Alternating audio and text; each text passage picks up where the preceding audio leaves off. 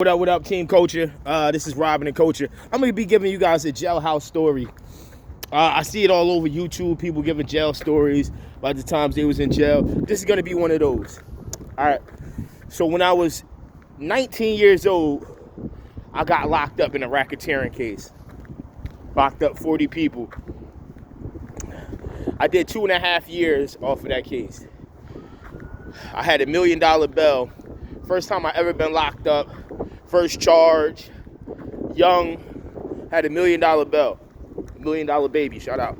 So when I was like the first I would say like month I was in jail, I didn't eat anything. Like I ordered commissary, like the snacks, the fucking cherry danishes, the nutty butters, the motherfucking honey buns, you know, all of the sweets off commissary, right? But the story I want to talk about is basically this guy came in from the streets that I know. And I was already situated in the tier. I was on a max tier. Now, if you guys don't know what a max tier is, where they put the most violent people, where they put the people that is facing the most time. So mind you, I just said this is my first time locked up, and I was on the max tier, I guess due to the racketeering case, and everybody else basically was like been locked up 3-4 times, like everybody in my case. So I was like the only one that was like my first time being locked up. So this guy I know come in from the streets, right? He's a comedian to me. This guy, you know, when he was on the streets, he's just a joking type of guy.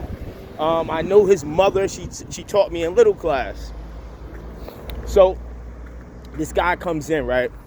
Now, mind you, while I'm locked up, I got people that's from my block. So, like, when you go to jail, you might see people from your city. You might see people that you know. But I had a bunch of people that actually was, like, hustling on the same block like I grew up on. And I used to hustle with them as well. So there's like a bunch of us in there, and we see the guy come in there. You know, naturally, we're going to take care of him. We're going to give you soups. We're going to give you clothes. We're going to let you get on the phone. You know, make sure that he's comfortable or whatever. So it was a situation where this guy, I guess, he didn't have any money. So we find out, like, he's cleaning people's cells. Like, he'll come in your cell. He'll wipe it down. He'll sweep it. You know, he even do laundry, like for like soups and snacks off of commissary. Because I guess he was in jail before and he owed, so he couldn't even get any money sent to his account. So if you guys don't know that, it's like if you owe money and then you go home, when you come back, you still owe that same money. So it was a situation where this kid was cleaning cells, you know, doing laundry for people just to get money. Even though, like, the people from my block, like, we was taking care of them. But I guess you always need a little extra, right?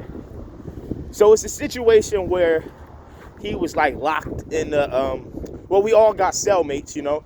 So he had a cellmate that he didn't get along with. And now, mind you, this guy was on, I did not know at the time, but this guy is a registered sex offender. I never knew until I got out of jail.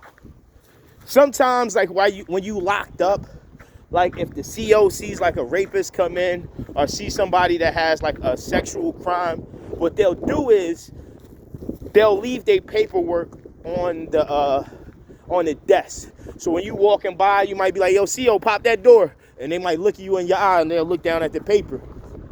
Get him. And then what they'll do is, let's say the guy that has a sex crime, let's say he tried to go in the cell, he ain't trying to be around people. They'll pop his cell and they'll let people go in there and attack him. But like I said, nobody knew about this one guy. So nobody really fucked with him like that. But he's locked in the cell with this guy that I knew from the streets. And like at nighttime, I hear like a scuffle. And I hear him yelling back and forth with the guy. So you could tell like they have a physical altercation in the cell. And basically, the next day we all come out. We're like, damn, what happened? I don't even want to say the brother's name. We're like, damn, what happened? What's going on in there? Heard you all night. And he's like, oh yeah, he was wilding, man, tried to put his hands on me. Da-da-da-da. And in the midst of all of us, like it's like maybe like 5 people from my block We all sitting down, we listening to the brother, and I never forget this. He was eating a bowl of oatmeal as he's telling the story, and then he's like, yeah, I called the CO and I told on him I got him moved out the cell. So my friend was like, you did what? He said, yeah, I told on him. I get, bow, smack the shit out of him, oatmeal everywhere. He said, yo, don't ever come back over here again. You're not from this block. And I said, damn. You see, that fucking fast. People don't know, because we talk about T.I. and all different things and snitching. When you locked up, don't talk to the cops at all and that type of notion. Don't think the cops are your friend. Don't think that, oh, they're there to help you, because you're labeled as a snitch to the COs and the cops as well. So they might use you to tell on somebody, but then they're going to expose you and they're going to use you like a little rat. So that's one thing you got to watch out for. Maybe I'll do like a couple more stories about me being locked up. $1 Million Baby.